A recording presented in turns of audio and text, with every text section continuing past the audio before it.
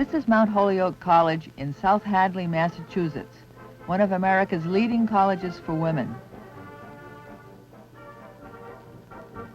Today it is a place of learning and fun for young women.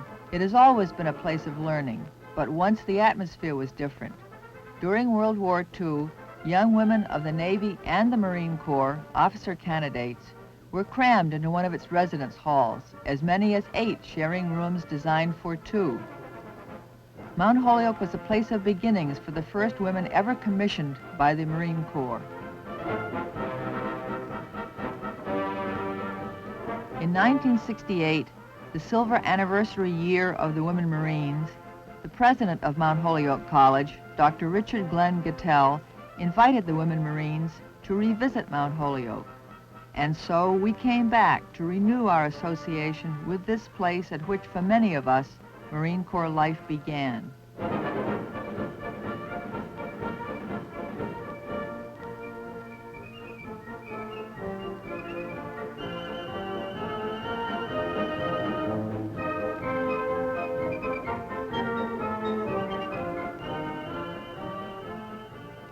With us, we brought the historic colors of the women reservists of World War II. Colors now safeguarded as an item of historical significance in the Marine Corps museums at Quantico, Virginia.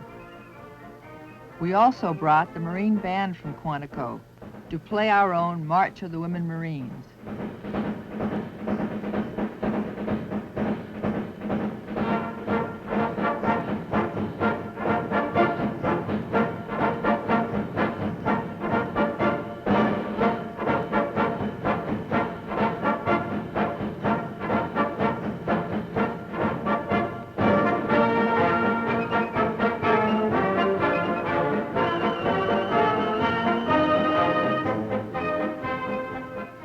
Among the returnees were Colonel Ruth Cheney Streeter, the first director of the United States Marine Corps Women's Reserve; Colonel Catherine A. Toll, the second reserve director, and after the war, our first director of Women Marines;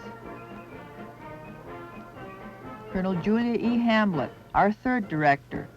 She was one of those first 54 graduates commissioned as Women Reserve officers on the 4th of May, 1943.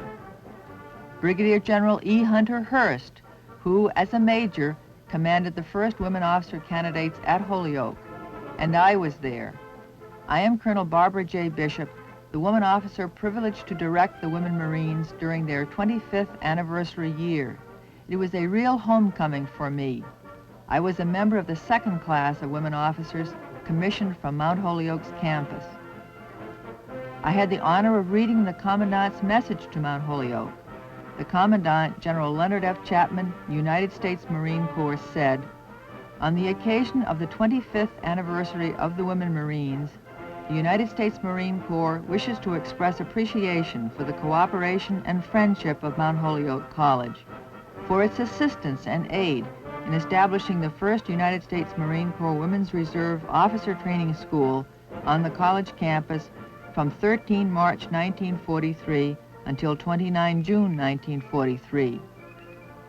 Accompanied by our host, President Gattell, Colonel Streeter and General Hurst climaxed our return to Mount Holyoke by placing a wreath on the grave of Mary Lyon, the founder of the college. With this ceremony, they reenacted their final official act on campus of June 1943, at which time the training of Women Reserve officers was moved from Mount Holyoke to the Marine Corps' first in-house training facility for women at Camp Lejeune, North Carolina. During the day at Holyoke, Colonel Streeter recalled the qualifications required of the young women who learned to be Marines at Mount Holyoke. One thing that always interested me particularly was trying to find the women officers who were natural leaders in order to assign them to positions with troops. We had many specialist officers who did excellent work in their respective specialties, but as you all know, there is something undefined that is called the quality of leadership. If you're going to have command over other people, it is a rather special quality, and we did look for that in the officers that were assigned to troops.